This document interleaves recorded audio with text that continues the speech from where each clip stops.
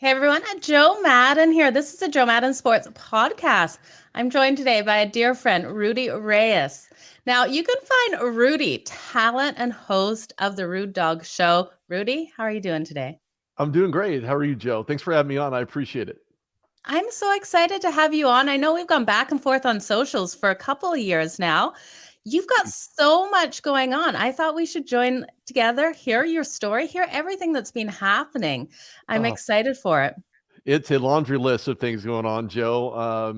Last year, of course, we know the Super Bowl was hosted in LA, even though the Rams weren't the home team. So I'd attended that. That was fantastic on Radio Row. Had a chance to see a lot of former, current players in the NFL. Certainly, to say the least, it was definitely an experience you just can't miss. You just can't miss. No, never. Yeah, absolutely. Well, you've been all over the place. NFL draft, you've been at the Super Bowl, you've been everywhere. Yeah, I feel like that. I feel like that one song by Johnny Cash. You've been everywhere, man. Been everywhere. Yeah, it's an ongoing process. Believe me. And of course, I always have something cooking. Other than Steph Curry did last night Oof. against Memphis Grizzlies, and of course, everybody watched that game. But Yeah. if I have as much cooking as Steph Curry does, my pot's going to overrun and maybe boil over. Well, we're going to get into NBA in a minute. I want to hear more about the Rude Dog Show, where people can find it, what you're doing on this show, and how it started. Well, I'll start back at the very humble beginnings. I started this when I was, let's just say 2014. And I hate to say 2014, but sometimes when it comes to building something up, you don't know where you're going to be. You don't know what you're going to do. And I just thought to myself, you know what? I'm going to change the norm. I'm going to change the narrative. I'm going to do something that I never thought I would ever do. Get out of your comfort zone and just do it and just go for it. And I decided to start off by interviewing some of my favorite Steeler players, past and present. And I worked for iHeart remotely at the time, interviewing all these wonderful guys. And more importantly, if anybody knows anything about the NFL, and hopefully those that are watching know a lot about the NFL, is that these players are more than just interceptions and fumbles and splash plays and all the things that make them great for who they are. It's really about who they are, not what they do on the field that makes them notable, makes them rememberable. Uh, and, Absolutely. and for me, that's really kind of where it started. So I started interviewing draftees as well simultaneously, and a lot of guys like Pierre Desir, who plays for the Tampa Bay Buccaneers, 1 year removed from obviously playing in a Super Bowl and winning in Tom Brady's seventh Super Bowl win, the GOAT of all time. There's just a lot of players. I think that once you understand who these guys are, and it's more about who they are versus those numbers and statistics and analytics and all those wonderful things that people like to discuss and talk about. You have to understand the player first. And I think that was something I fell into. And so that kind of moved forward and progressed. Matter of fact, in 2014, I was at Steelers training camp in Okay. Pittsburgh, outside of Pittsburgh, in a place called Latrobe, Pennsylvania. And it was really fun because I'd never been to Pittsburgh, for one. Secondly, I'm a huge Steelers fan, Penguins, Pirates. I thought to myself, what better place to start than in Pittsburgh covering the Steelers on my Yep. first NFL draft, or excuse me, my first NFL preseason, being on the field, in training camp and kind of getting things going. I met a lot of great people along the way. So I just kind of moved from there, moved forward. And I've been on air for quite some time. I was on iHeart for a while.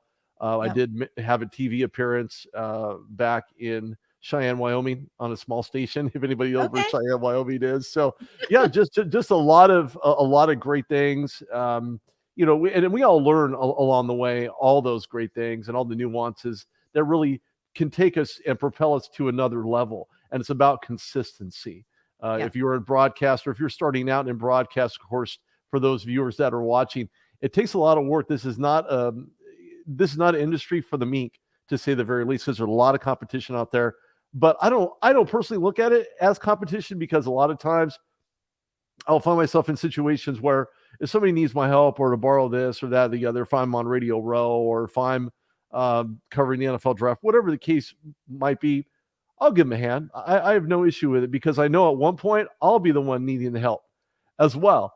So this is Yeah. more about working together, not so much working against one another, at least in the media, in the broadcast media specifically. So Yeah, and I see that out of you. I see it from you on socials, and that's what I've always loved about you, Rudy. You're out there. Everyone gets a nice word from you, and you shout people out, and you do those kind of things. I think the industry needs more of people like you. thank you. I definitely appreciate that. And I'm very humbled that you would even make that comment because I would get inbox consistently. Hey, can you check out my podcast? And believe me, I'm not shutting you guys down. I'm actually listening, but I have a lot of things going on, a lot of things on my plate. But I will listen. I promise I'll get back to you. So have no fear. Rude Dog is here. Uh, so yeah. I love that saying. Everyone has always comes up with such fun sayings, and that's a good one, Rudy. Thank you. I appreciate it. I just, you have to sometimes just be off the cuff in Yeah. order to just not only show who you are as a person, but to be able to let people know that they can come to you with any type of question that you'd be more than willing to answer for them. And if you don't know the answer, just say you don't know and find out for them just to help them out. Absolutely. Now, where did the love of sports come from? I that's a long story. So I'll give you the short end of it. Okay. When I was about 15, growing up, I was made fun of. I was poked. Oh, I I'm was sorry. poked and chastised. I had a huge stuttering problem. Not you can really tell that to this day, but I was really, I felt pretty bad. I was down on myself a lot of the Yeah. time, and my ears are bigger than my head. Of course, I kind of grew into that and kind of grew out of that, literally, figuratively. Yeah. And I thought to myself, I want to do something different. I want to just get away from the normality of what life is like and just try a sport of some kind. Lo and behold, right down the street from where I lived, there was a baseball team that was already, formed, ready to go. They had kind of the elite talent. And then I had asked the coach, which was someone that his son was a friend of mine. At least I thought he was my friend. Anyway, so I asked him, I said, do you have any spots open on the team? Yeah. And he says, well, we happen to have somebody that we need in left field. Can you play left field? I said, I've never played a sport in my life. And he says, well, no better time to learn than right now. And I said, okay, sure. So I joined this team. And during preseason photos, a lot of the guys kind of gave me the shrug, like, who's this guy? I've never seen him before. I'm not familiar with him. And initially, I didn't start in left field. I actually started on the bench like most people do. So I warmed the bench a little bit. And then there was an unfortunate injury. He threw me out there. I did not know that I had an arm of throwing more than just little pebbles and rocks into the wash when I was a kid. So I decided to just take this baseball and just chuck it as fast and as accurate as I could. And the back catcher at home plate, I'm really humbled by this. I threw the ball all the way from left field to the back catcher. He walks out there. He says, man, I've never seen someone with a gun like yours. He says, did you ever play ball before? And the answer to that was no, I've never done it. He says, well, welcome to the team. So I just kind of dove into that. We won a championship that year. And it was really humbling. I'd never been on anything like it with the guys that I was on. And of course, a photo that I wish I could redo and retake at 15 and a half, 16 years of age, where these guys give me a bunch of bubble gum, and now I look like a chipmunk in one of the photos. So bubble gum and baseball definitely go together, though, Rudy. So yes, I think it's a fine picture to have. Well, that's a great story. I absolutely love it. I love how you turn something negative into a positive in your life, gave you that love of sports. So let's talk some sports right now. Sure, why not? NHL playoffs. Woo! What are you thinking so far? These have been great games. 5 Game 7 series. These are insane right now. I thought it would be completely identical to what's going on in the NBA, right? Because both of these played simultaneously last night. I don't know if you were watching NBA or flip back and forth between that or the NHL, but the playoffs are another animal, especially when you're talking about hockey. And I watched that Rangers Penguins game last night, and I was on the edge of my seat, headache or not. I was on the edge of my seat. I thought to myself, this is fantastic. I wonder if all these playoffs are that way. Now, mind you, I'm on the West Coast. Penguins and Rangers are East Coast teams. So for for them to be on prime time, I had creme de la creme of being able to watch this particular game. And of course, you have Lightning and Maple Leafs going on into a game 7. Penguins go back to New York, playing in a game 7 at Madison Square Garden. The Stars won yesterday, also a game 7. So there's a lot of fantastic playoff action going on in sports right now. And NHL is never going to get the kind of shine that the NBA or even the NFL does, because we all know the NFL is king. But fantastic stuff last night. Panthers beat the Capitals in overtime. That was a great game. Panthers had their opportunities. The Capitals decided to try to block out when they were on their side of the ice, but somehow the Panthers just kept tons of shots on goal, and one just fell in. So great stuff last night. I just can't believe that without Sidney Crosby for the Penguins, that you find the rest of the crew not really playing up to par. I mean, it's just as if they had lost their soul, wondering where Sidney Crosby is with a mid body injury. And of course, Letang can only do so much. Russ missed an open opportunity late in the third period. So you just think to yourself, man, is this going to be how the NHL playoffs are? Are they going to outshine the NBA? I mean, if you're into hockey, this is where you want to watch. I mean, obviously, if you're a diehard fan and you have the NHL network and you're fortunate to have it, you've been able to watch your respective team or teams in general to get to this point, but nothing like playoff hockey. Nothing like it. It's a different animal. I thought to myself, how difficult is it to be on the ice? Forget putting the skate on. We're talking being on the ice, wearing equipment, a stick, a helmet, and then you throw in skates on top of it. I mean, how much athleticism does it take to do this? So just mind-blowing to me, but ultimately just fantastic hockey last night. I'm so glad and fortunate that everybody who was able to enjoy it can actually finally enjoy it now, where we didn't see that last season in the NBA as well. We're talking bubble championship with the LA Lakers. So there's something to be said for people being back in the audience, being entertained in such a way where they don't have to practice, mask wearing and all the protocols associated with that.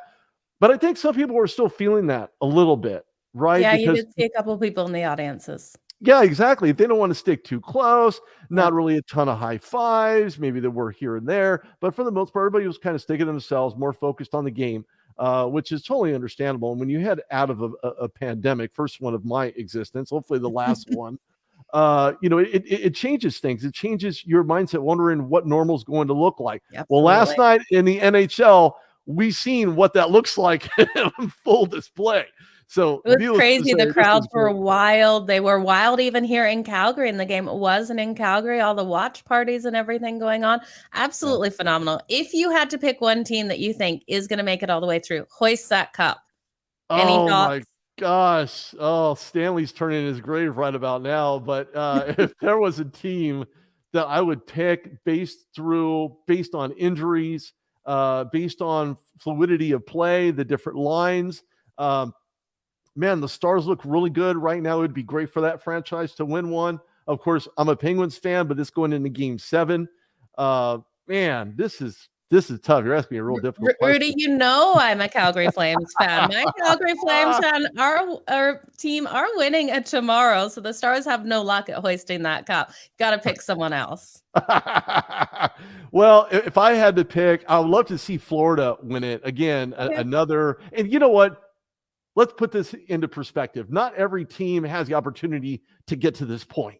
So for any team as a part of the playoffs in the NHL, you may never be there again. It may never happen again. So if Florida happens to take advantage of it, because right now the only ones leading at 4-2 in this series, I think Florida has a really good opportunity. They know how to get in. They know how to form. They've been killing it when you're talking about opportunities on the opposite end of the ice. A lot of shots on goal.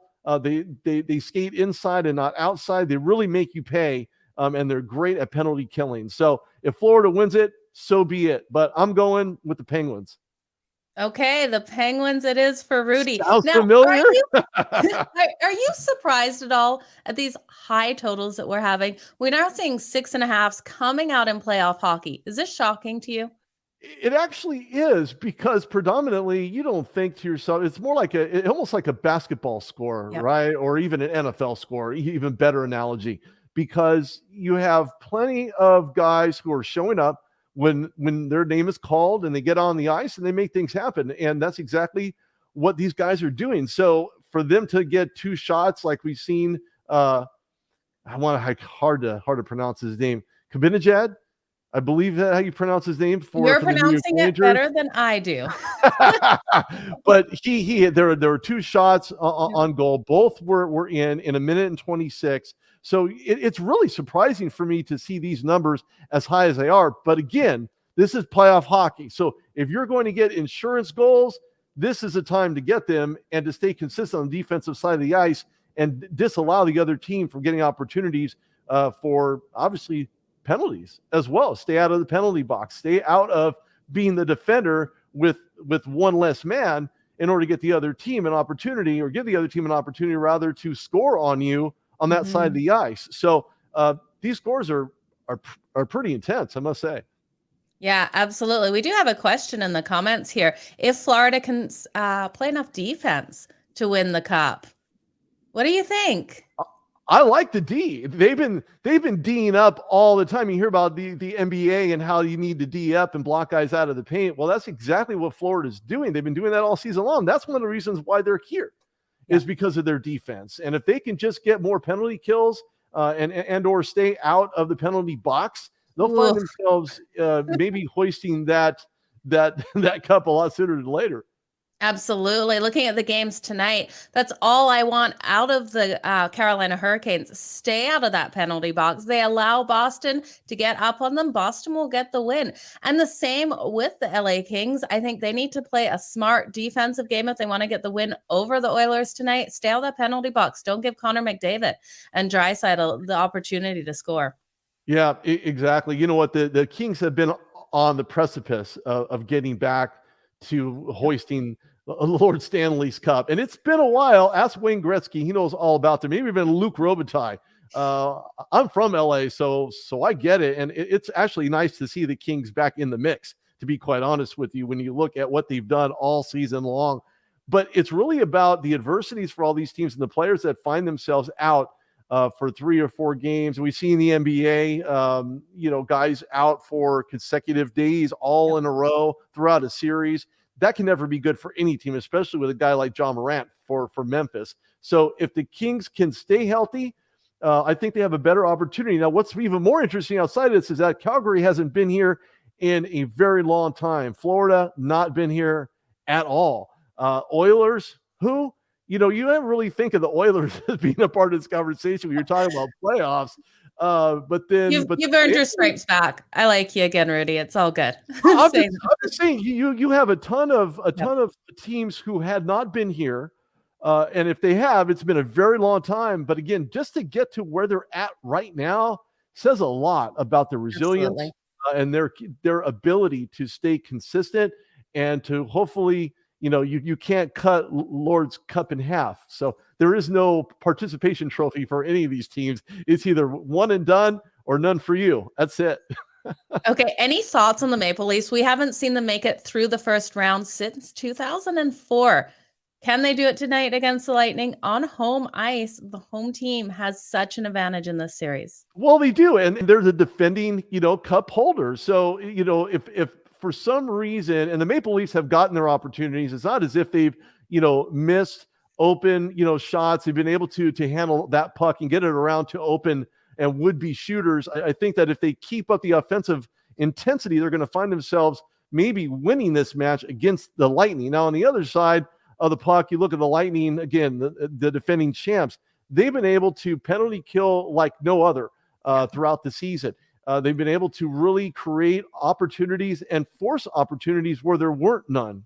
And that's why they're here. And they know what's at stake. Both teams, all these teams know what's at stake. But I think more importantly, if the Lightning can penalty kill get their opportunity on the offensive side of the ice and make them count, not just shots on goal. I mean, eventually something's going to fall in, but they can't play on that preface. They really have to make opportunities for themselves come to fruition and maybe win out against the Maple Leafs. Okay, it's going to be a great 3 games today, 2 tomorrow. So I can't wait to see who moves on to the next round. Let's talk some NBA. Yes. NBA is going crazy. What did you think of the games last night? Oh my goodness. It was a curry cooking convention going on there in San Francisco. It was, it didn't start off that way until you got to the third quarter where the rubber hits the road. And, there was a lot of opportunities that Memphis had. They missed on some. They mishandled the ball. They didn't have John Moran, as I just stated. He's out for the remainder. And of course, he's going to have a relatively long off season, wondering, am I going to be able to stay healthy enough? A lot of questions come to pass in his mind. But you just had everything going for Klay Thompson, Steph Curry, Draymond Green. You had, Pools, who's been doing a fantastic job all season long. Kevin Looney. I mean, this is like an all-star cast. You can't move the ball inside unless you have a Kevin Looney. You can't block out the paint unless you have a guy named Kevin Looney. You have to have a Looney on your court, but you're Looney to think you're going to get past the Golden State Warriors if you're the Memphis Grizzlies, which we seen last night was not the case, 96-110. Memphis just did not have enough rhythm. They ran out of gas, unfortunately. And that's where the Golden State Warriors will head to the Western Conference Finals. Of course, we don't know what that looks like. Who are you going to take, though? Who do you think moves through? Oh, to the finals? Oh, man. It's going to be a battle. It's going to be a complete war on that court. I actually love the orange ball with black stitches. I'll be honest with you. I look at the NBA, I think to myself, this is what playoff basketball is about. Just like NHL playoff hockey, it has the same intensity, the same ferocity, the same type of mentality that goes into playing a grueling schedule at 100-plus games away and at home. We haven't even talked about the international stuff going on, and that's in the works for the NBA, just like it is for the NFL. But man, this is really about Golden State right now. They get Klay Thompson back after being off for 2 years due to an injury, comes back during practice. Yes, I said practice. I'm not pulling an Iverson, but we're talking about practice. And he ended up, hurting his ACL. So, for him to get back to this point, and the words that he had at the end of Game 6, where they took out the Memphis Grizzlies, there's a lot to be said for Klay Thompson's resiliency. And I believe, based on what I seen last night, he's back to his old tricks. And the Splash Brothers were in full effect last night. So make sure you bring your lotion with tons of SPF, because they're headed to Phoenix to play the Phoenix Suns. Now, and I say that only because the Dallas Mavericks, this is going to be playing in Phoenix. I think the opportunity for Phoenix to close that out lays on the shoulders of Booker. It really, truly does. CP3 has been iffy at best. We've seen this from CP3 time after time after time. He's an older guy. He is a veteran, but his play and gameplay has been spotty at best when it comes to trying to close games out. But I think Phoenix gets it done, to be quite honest with you, and Golden State will travel to Phoenix because they're clearly the higher seed. So this could take place in Phoenix throughout the series. But man, Golden State Warriors just really impressed me last night, and they showed their mettle. They really, truly showed their mettle and what they can do. However, on the other side of the coin, Memphis Grizzlies, what a great story. I mean, a fantastic story. This team was on, and they're still trending in the right direction, headed in the right direction with the right guys. There wasn't anything that they were missing other than one guy, and that was John Moran. So they have all the weaponry they could possibly imagine to get to the next level. I love the addition of Steven Adams. I love the addition of John Moran being able to be drafted at not even 20 years of age, making a highlight reel, making an all-star out of himself this season. There just wasn't enough firepower, was not enough consistency. There were a ton of air balls going on, by the way, in the third quarter and headed into the fourth quarter. Yeah. But they played hard a little too late, unfortunately, and that's why Golden State won. But man, what a game last night! I can't even tell you the last time I've seen defense in the NBA like I did last night. Oh, absolutely. It was unbelievable. Fantastic. I'm loving these strong defensive games in the NBA. Now, talking about the last one we have to move on, the Bucks and the Celtics go at it. They're going at it for game 7. Whoever wins this one will go and face the Miami Heat. Who do you think the Miami Heat would prefer to take on? I think the Miami Heat would. This is so tough because it's hard to win in Boston. The Lakers Yep. found out that the hard way. It's hard to win in Boston. I don't care who you are. I don't care what team you're playing with. When you look at the comparable numbers last night, when you look at Giannis and, and you look at the style of play that he's been kind of moving towards MVP status and still not quite there at that point, against Jason Tatum, who's been the absolute superstar for the Boston Celtics. This is going to come down to who makes the least amount of mistakes, who can rebound, who can point, who can make those buckets count, right? Dropping those balls to the iron. It's really about who is able to catch the momentum and help it swing their way. With that pendulum, as you know, goes back and forth. We don't know who's going to hold that Eastern Conference, final ticket to book in their pocket. But I can tell you this right now, it's going to be a knockdown, drag-out fight between Giannis and Tatum. And overall, the Celtics have been playing solid defense all season long, so that should not be a mystery. There's nothing that dictates to me that they're going to do anything different whatsoever. And I do know that the Milwaukee Bucks are defending champions, and kudos to them. It's great to see them get back to this point. Great to see Giannis get back to this point as well. There were a lot of unforced errors on the part of the Bucks, and I've seen this consistently go on for quite some time. And it's more seen and more porous against Boston Celtics because their defense is so good, because they're able to poke the ball away, because they're able to create fast break opportunities and score on the other end. It's hard to go against Milwaukee, but the pendulum is swinging when you're talking about playing in Boston. So at TD Garden, it's going to be lit. Yeah. And I think the Celtics are going to go on. But as far as who Miami wants, I think they'd rather take Milwaukee. I don't think they're going to want to take this team. Absolutely. We're looking at the lines on this game. They're making the Celtics a 5-point favorite. And in the other game, the Suns, 6-point favorite in this. Lots of points for these teams. I'm looking for a lot of defense. So I don't know if I'm loving the spreads, but we'll see these two battle out tomorrow. It's going to be fantastic. If you could see anyone winning it overall, who would you want, Rudy? Not who do you think, who would you want?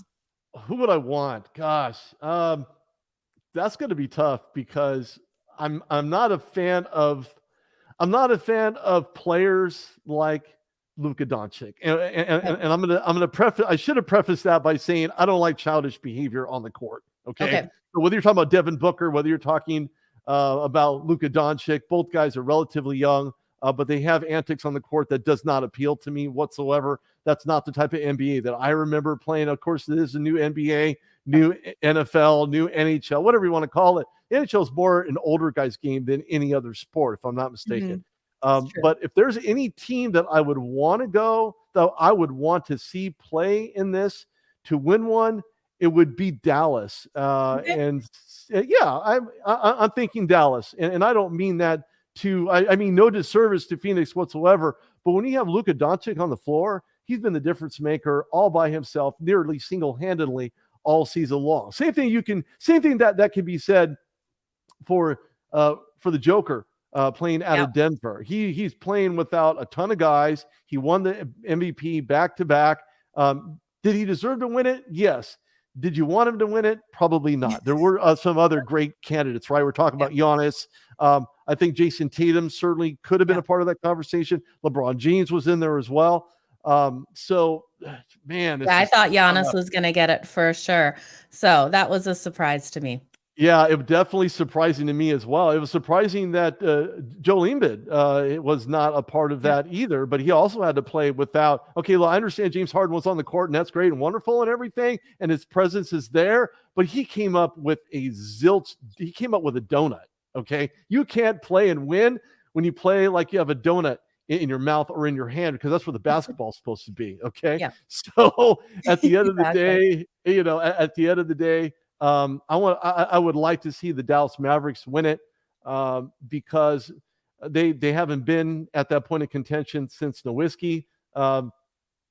However, the team that I would like to see, but I believe who I want, right? So who I would like to see actually win it would be Miami. They haven't been in that situation either for quite some time. They haven't done it since LeBron James and Dwayne Wade. Yeah. Okay, that goes back a ways. That's before LeBron James found his way to Los Angeles. So, and of course, obviously LeBron's son Bronny, heading into the NBA, he wants to play with his son. I don't blame him. That'd be the first father-son combo on any single team in NBA history. That'd be great. That'd be crazy. But I believe that who I would like to see would be Jimmy Butler, who we know has not had this opportunity until now. No, he deserves to get there. Absolutely. He definitely deserves it. His play, his mentality, his humility. He had some words for Philly because he skipped over drafting him in the lottery and they took Tobias Harris instead. Just saying.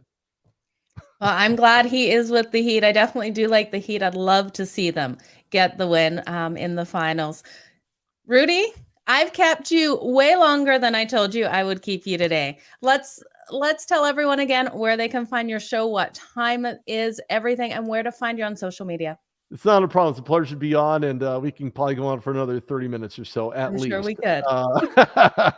You guys can find me on Twitter at RudeDogReyes. You can go to therudedogshow.com, find all my lovely material I've accumulated for almost 9 years in broadcast media, from the Super Bowl through, the ESPY Awards and everything in between. So again, Joe, thank you so much for having me on. It's been an absolute pleasure, and would look forward to doing it again. Absolutely, Rudy. Thank you so much for being here. You guys, the Joe Madden Sports Podcast will be back on a Monday, nice and early in the morning. We're kicking off at 11 a.m. Eastern. Rudy, thank you again so much. All the best in everything that you have going on right now. Likewise. Thank